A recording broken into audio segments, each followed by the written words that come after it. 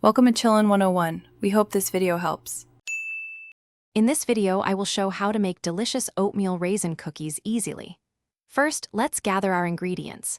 You'll need rolled oats, all-purpose flour, and both granulated and brown sugar. Don't forget your unsalted butter, large eggs, and baking soda. For that classic taste, make sure you have plump raisins, a dash of ground cinnamon, and pure vanilla extract. Having everything ready makes the baking process smooth and enjoyable. Now, let's get to mixing the perfect dough. In a large bowl, cream together your softened butter with both the granulated and brown sugars until the mixture is light and fluffy.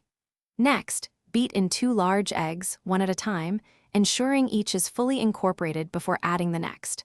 Stir in 1 teaspoon of vanilla extract.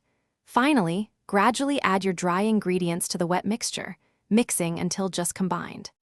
With your base dough ready, it's time for the stars of the show, the oats and raisins. Gently fold in 3 cups of rolled oats and 1 cup of plump raisins. Be careful not to overmix the dough, as this can lead to tough cookies. Once everything is combined, cover the bowl and chill the dough in the refrigerator for at least 30 minutes. This step helps the flavors meld and makes the dough easier to scoop. Preheat your oven to 375 degrees Fahrenheit.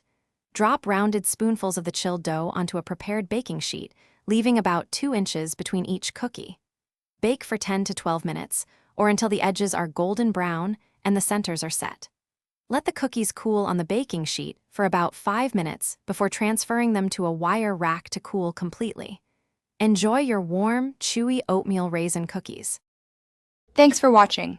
Consider subscribing if we helped you.